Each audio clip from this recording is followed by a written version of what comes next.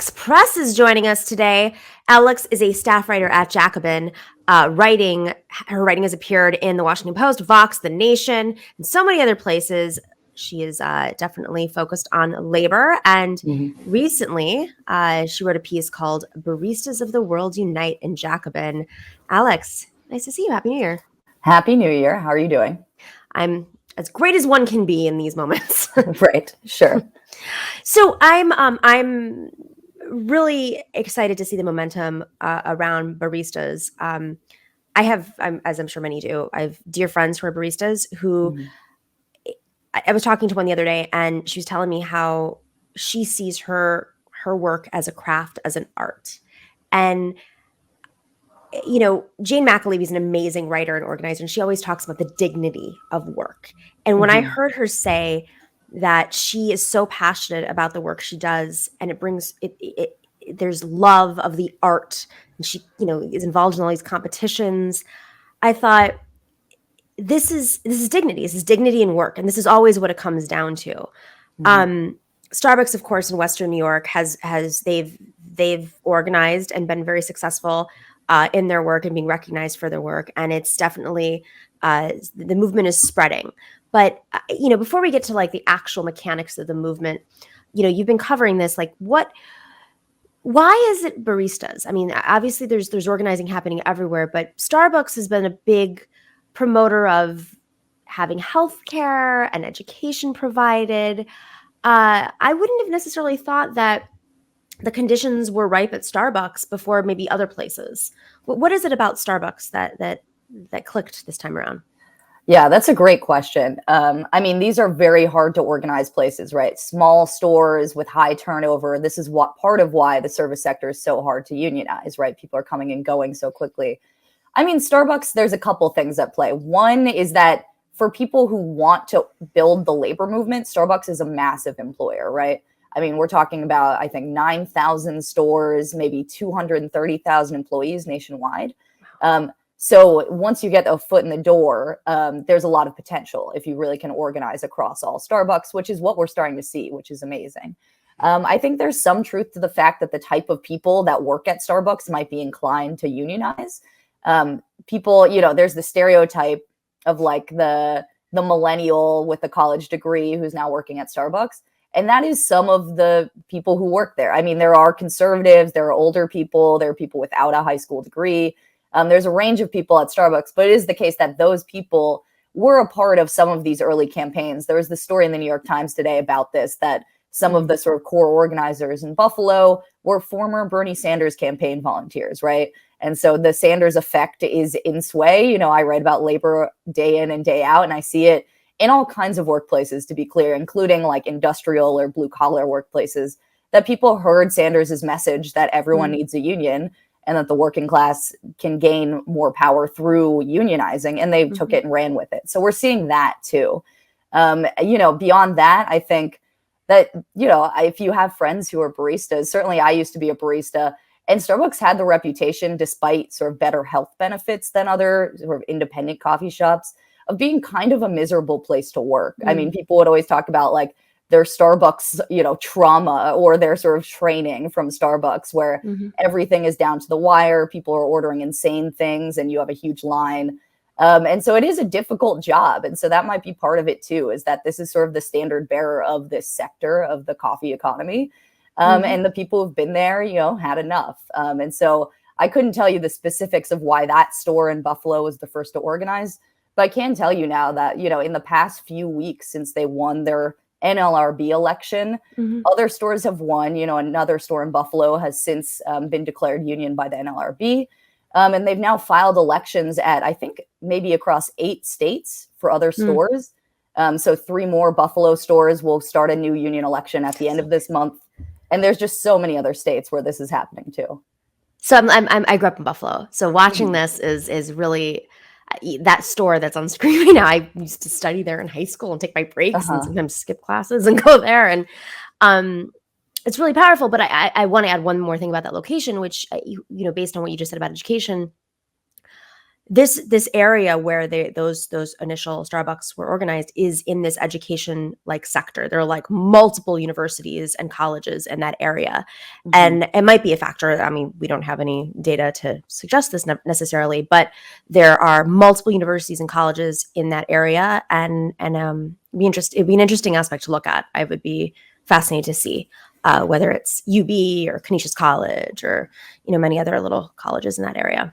It's funny you mentioned that you went there in high school, because that story I wrote that you quoted at the beginning, the Baristas of the World Unite, was about actually a different chain, not a Starbucks chain, about Coffee Tree Roasters, which is a chain in Pittsburgh. That's where I grew up. And actually, so one of those stores was where I spent much of my high school years. And actually, I worked at the restaurant next door. So I really spent a lot of time at that coffee shop. And this is the knock-on effect, right? These workers already were reaching out to the UFCW, which is the union they're organizing with. Right. They were doing that over the summer. So it's not like they were waiting, and now that these Starbucks stores have won elections, they reached out.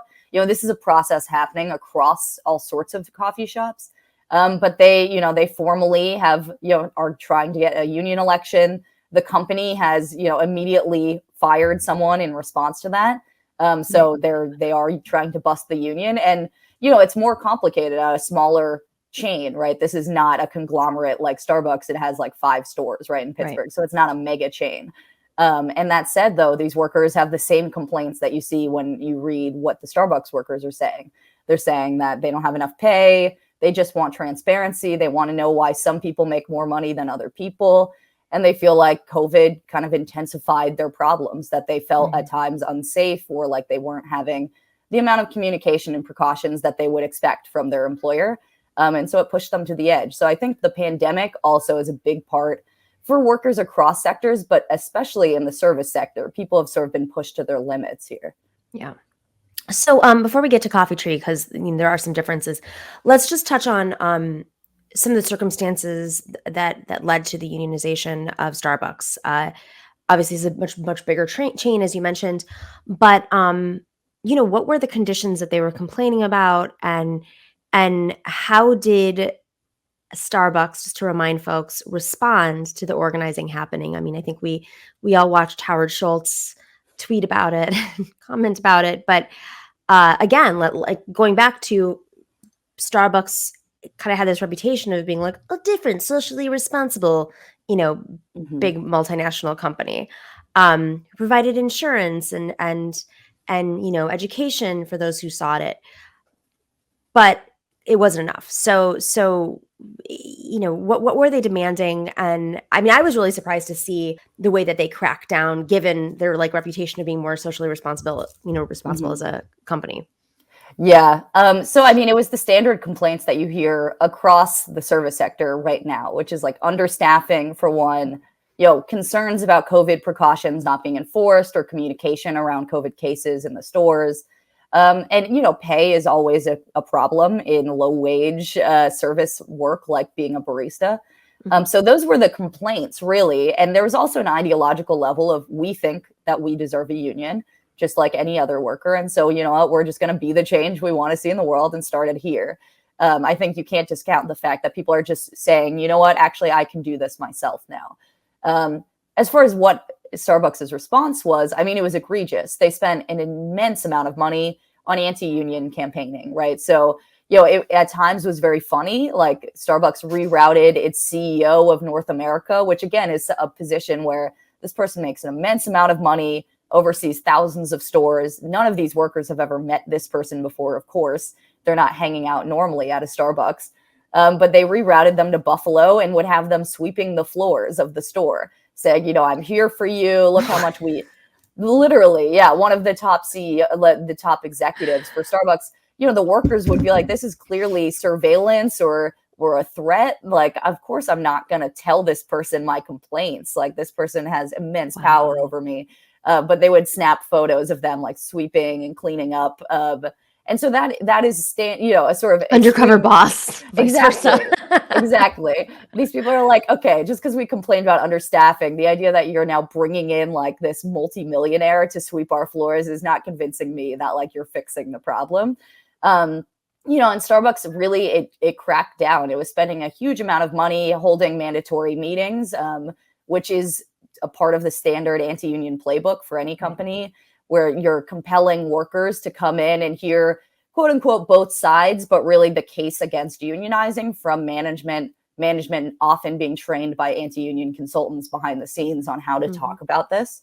And then that culminated, as you mentioned, with the workers in Buffalo were told, you should really attend this meeting. We're having a celebrity guest. And so the employer, like Starbucks would not say who it was. Turns out it was Howard Schultz, who had been flown to Buffalo to give a last, right before the ballots went out, to sort of make his case. And he truly messed up making that case. Yeah. So the sort of thing that people might have seen was that he went into a very long rant about Holocaust conditions, how people on trains being sent to death camps would share blankets.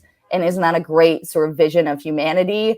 And that's what Starbucks is like, is sort of how he concluded that story, which just left some of the workers in the room like, jaws on the floor. Are we in this scenario? Are we being sent to a concentration camp? How do you understand this? And I mean, part of this is that an employer like Howard Schultz, employers in general don't want unions. They want more control. They don't want to cede any of that control. It's not just about cost. It's not like the union's necessarily going to get better wages, but it's really about the idea that someone else is allowed to have a seat at the table. And for someone like Howard Schultz, who is, he's a founder, the sort of Uber founder, right? This guy whose whole sort of sense of self is tied up with this company, and it's a sort of a mythologized company in the United States. Howard Schultz ran a presidential campaign in part based on, the way his values are embodied in this iconic company. And so to hand over that even to one store to sort of admit that you don't have the right to sort of unilaterally determine how your company is run is something that these people can't countenance. And they know that a foot in the door can be blasted, that door can be blasted wide open very quickly, as has been happening in the weeks since. And so that's why these employers spend so much money trying to defeat campaigns that are actually very small, right? I mean, it's not like a couple stores that are union are going to cost much money at all. It's really an ideological and sort of like an existential threat for people who run companies like Starbucks. Wow. All right, so let's move to Pittsburgh and talk about what's happening right now with the unionizing effort with Coffee Tree Roasters and UFCW. Before we so this is a smaller coffee shop, as you said, it's a regional coffee shop. But before we even get to that, sometimes folks organize independently their own kind of union drives. Sometimes they partner up with the union. How do they decide who to work with and why they work with that union? Yeah, that's a great question. So generally, when you're starting to unionize, you don't reach out to anyone, or you shouldn't at first, right? You're talking to your coworkers, you're meeting after work at the pizza place or at the bar, you're sharing salary or wage information. You're like, okay, you know what? Actually, we do need to do something. These problems have gotten too bad. The boss won't fix them. At that point, there is a conversation that, generally is had about like, well, are there unions that operate in similar stores, right? Is there an obvious choice? And so with, the Starbucks workers, they're working with Starbucks Workers United is sort of affiliated with SEIU, which has a long history of organizing fast food and sort of low wage service work. I can tell you in my own experience of organizing a union, we reached out to one union, and, I thought it made sense to work with them. They were sort of the most proactive in response to me emailing them, reaching out, sort of asking questions. And they represented a few other workers in the same sector that I was in. But very quickly, we found we had problems with their approach, right? They were a little more top down than my coworkers wanted. And so we did something that's, a bit unusual, which is we then reached out to a different union. We said, actually, we've heard that you have the same sort of approach to organizing as we all have. And we met with them and we did, switch. So it's a process like anything else. Sometimes a union is going to already be like right now with the Starbucks Workers United, it becomes an obvious choice that like, oh, this is the union that all of the people across the country are working with. Obviously, they're the best equipped to sort of provide us the support we need. But in other cases, there's not an obvious choice, and it's really just a matter of weighing your options. Coffee Tree Roasters, Where are they in the process? What's the latest? Because it's how large? This is like how many stores again? It's 5 stores. 5, that's it. 5 stores across Pittsburgh. So with them, they sort of went public with this campaign right around the holidays, December 22nd. They put out a video set with people from each of the stores saying why they wanted a union. The next day, one of those people in the video was fired, which had the effect, of course, of galvanizing the sort of labor world in the Pittsburgh region, which, despite being quite decimated compared to, say, steel era, is nonetheless, there's a pretty strong sentiment in Western Pennsylvania about being pro-union. And now there's a wave of politicians who are either running for office or who have been elected on a pro-labor platform. So it's very easy for them to sort of be told, okay, you know what, actually, you need to put a statement in support of these workers. So that's where we're at, is that there hasn't been an election yet. The employer, this woman, Jean, who owns the 5 stores, is running an anti-union campaign. I don't think that worker has been reinstated yet, which is one of the demands. But, interestingly, I mean, again, it's about worker power. These workers have to be able to win this on their own and have to be able to withstand and fight. But at the same time, the local political geography now is favorable for this sort of thing. So the new mayor of Pittsburgh, Ed Gainey, ran with labor support and as a pro-labor guy. And in a number of ways, he's already sort of stood up for workers against one of the biggest employers in Pittsburgh, UPMC. Their workers are also engaged in a union fight. And Ed Gainey similarly has supported even these workers at a smaller workplace. And so I think this stuff, even though it's, we're talking about fewer than 100 workers, it's significant because this is where a lot of people work. Everyone has a small chain or an independent coffee shop at their whatever city or town they live in. And so you might have to think about, what does this campaign look like? There have been similar campaigns in Chicago with other sort of small coffee chains. And those have been a mixed success. They want a union, but the company is refusing to bargain, which is a good reminder that, of course, winning a union is just your first step. You have to get a contract. And, I think I want to bring us back to Starbucks. I think the one thing people should know is that as these campaigns succeed, and it does look like there will be even more stores that are union at Starbucks in the coming year, the question is what happens, right? So part of the importance in spreading this campaign was that if it was just 1 or 2 stores in Buffalo, Starbucks would have no problem closing those stores. Right. That is legal, and it happens, in fact, all the time. That if a small shop or one-off location gets too agitated, if the workers are demanding too much, employers all the time they can shutter those doors and move on. But the fact that this is spreading like wildfire means that Starbucks, is in a place where it can't really do that anymore, right? Closing down the one store in Buffalo, they know, would only inspire way more people to start organizing elsewhere and would be met with immense criticism, right, in the media and among their own workers. And so this sort of protects everyone when you organize at a larger scale than just 1 or 2 shops.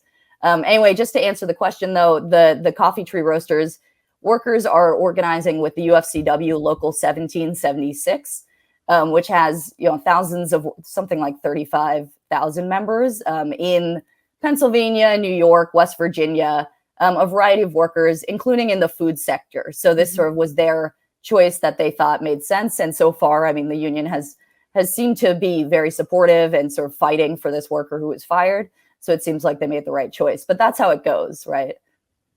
And these small campaigns, like, it's not just that they might have a ripple effect. They can shift the way that even the companies respond to these organizing efforts. I mean, if it's been exposed that Howard Schultz is completely out of touch, like, that's probably not going to happen again, which means they're going to have more difficulty, of course. Yeah, that's definitely true. And I think it's something people should be aware of, that, like, if Starbucks was deploying millions of dollars to fight a campaign in 1 to 3 stores, right, now that there are over a dozen of these campaigns, it's not possible that they're going to be able to wage that level of an anti-union campaign. So it in fact kind of gets easier. With that being said, what are some of the tactics that they use when they do anti-union, union busting strategies? I mean, there's law firms involved, or consultants. anti-insurgency types of folks? Like what's happening here? Yeah. So the one thing I mentioned are these mandatory meetings that happen on the clock. So a worker is sort of compelled to sit and listen to their manager or a different manager give the other perspective, right? And it's always framed as, we're just giving you the facts. We feel like you probably have been misled by the union. You know, the key is to always say the union is some other entity. It's not you and your coworkers. So we're just going to lay out the dangers of unionizing here. And so you have to listen to that often for hours a week. I write a lot about Amazon. And Amazon is one of the most intense as far as this goes. You know, during the Bessemer, the first union election there last year, it was like every week, hours a day, these workers are compelled to come in and listen. And in fact, they felt they were being surveilled while doing so. They felt they couldn't speak up sometimes because they would be marked as an agitator or a supporter. And so they felt like they were really being actually silenced and sort of put in a really difficult position. You know, there's also just general favoritism, right? Like a manager noting who is against the union, who's for it, and sort of then retaliating in soft ways, right? Ways that they can't be charged with violating the law over, but nonetheless making the union supporters' lives worse. It's also worth noting that while it's illegal to fire or retaliate against someone for supporting a union or being involved in organizing, in about 41% of union elections that run through the NLRB, the employer is charged with doing that, right? Wow. So this is what happened in Coffee Tree, that worker who was fired. Everyone is very clear that this was retaliation, right? So that is illegal, but employers do it all the time. So it's a mix of things. I mean, there's also just the message that is sent to people is that, you know, this location might close if you do this. Your life might get a lot worse. You know, there are all these things that the union's not telling you that you don't know about. So it's just sort of a climate of fear and confusion and also just downright exhaustion, right? If you just want to do your job and now you're feeling like you're pulled into a political struggle, hours of your time are being spent listening to these conversations, you know, you're exhausted. Yeah. And the employer's trick is to say, remember that exhaustion, feel it, and remember that it's because of the union campaign that you're feeling that. Oh, yeah, so to link it to the idea that you're causing this yourselves. And it could all go away if you would just vote against the union. That sounds like an abusive relationship. Right. Okay, so my final question before we wrap is, there are laws. Of course, like they're violating laws in terms of in firing folks who are unionizing, but what happens when they break them? I mean, what's enforceable? Is there any sort of real oversight? Obviously, the PRO Act is somewhere right now. You know, what does it do to hold these companies accountable for their actions? Yeah, I mean, this is definitely part of the problem, and of course, the case for something like the PRO Act, which right now there's very few consequences when an employer is caught in the act of breaking the law. When the NLRB finds them to have broken the law, so if an employer fires someone illegally, like is what happening at Coffee Tree, right? So this worker, Liam Tinker, is who was fired. Right. Say it looks very clear cut. It does look like they overstepped, and you could win this case that this was an illegal termination. What Coffee Tree will be compelled to do is rehire that worker and pay lost wages. But the problem even with that is that if the worker in the meantime got a different job, which of course they probably will because they have to have an income, any money they earned is deducted from that lost wage. So it's really about, if Liam was unemployed for 3 days and then found another job at a different coffee shop, Coffee Tree is going to have to pay 3 days of wages. That's it. So it's an incredibly perverse incentive. It punishes the worker for finding another job and takes the already small sort of consequence for the employer and just makes it so much smaller, right? And so the PRO Act, adds fines, right? So that's sort of one of the big cases for it. Of course, the sense of it passing, I'm not going to pretend I think it's going to pass anytime soon. But it adds, $50,000 fines every time you're found to have violated the law. So even for a big employer, this looks bad. Even in Amazon that could afford a few $50,000 fines, it puts a concrete sort of number on their illegal activity. And certainly for a small employer like Coffee Tree, that would be a huge disincentive, right? They can't take a $50,000 hit. So this would have a real effect. But right now, employers pretty much just have to rehire the worker, or otherwise, you know, if they violated the law in other ways, they're compelled, as Amazon has recently been compelled, to just put up signs at all the shops that say, we're not going to break the law. We're not going to threaten you. We're not, you know, just a sign on the break room wall, something that, you know, no one reads anyway, Right. And cost them nothing. So it's just an admission of guilt in a certain way, not explicitly, but just a statement of, we see and hear you, and we promise we won't keep doing this illegal activity. So it's nothing. It's a joke. And employers do it all the time because they know they can afford this sort of consequence. The more you know. I'm sorry to say it. I wish there was a better answer. But I mean, really, the power that comes here, the only power right now is that other workers at that workplace get so outraged by this that they actually then escalate their campaign, right? So the idea of firing one worker at a very mobilized and organized workplace, the real consequence could be that your workers are then going to walk off the job, right? And they're going to escalate their actions. So that is a separate non-institutional response that actually can strike the fear into a lot of employers and stop them if their workers are that organized. And of course, understanding their methods. So, you know, the more people organize, the more they're working with unions, you're aware of their strategies to union bust too. So, right. I mean, this is really the tragic thing is I really would encourage, you know, in the labor movement, we call it inoculation, which is you're talking to your coworkers and you're preparing to go public or otherwise get organized, and you inoculate them against the exact anti-union lines that the employer is going to say to them so that they're prepared in advance and it's not effective. And this is a real tragedy that at every workplace, it's the exact same, like 5 lines. But because the workers, if they haven't heard it before, they think it, some of them are convinced by it. But it's the same playbook, and it's the same people writing that playbook and exporting it across the country. And that is very unfortunate that it works. But truly, this is a script that your boss is reading from. It's just a script. Alex Press, so interesting. I love having you on. These are fascinating conversations, and hopefully we just keep having them because this is what will help us get out of this as Washington is stalled. So thank you so much for joining and for giving us an update on the coffee movement, Sure. The barista movement. Yeah, happy to be on. Thank you so much. All right, have a good one, Nomiki. You too. On January 29th, I am so thrilled to be part of a training program for working women thinking about running for office now, or already in office. Matriarch is putting on a training. They've never done this before. It's focused specifically on class-related issues, structural issues that progressive working class women face when they run for office. There are a lot of lessons that we have learned in the last few years, taking on the establishment, organizing. It is hard work running for office. You have to usually give up part of your life. It can be tolling, it can be stressful, but it also can make a huge difference. And we are going to be giving you guys the tips, the tools to be viable, to run successful campaigns.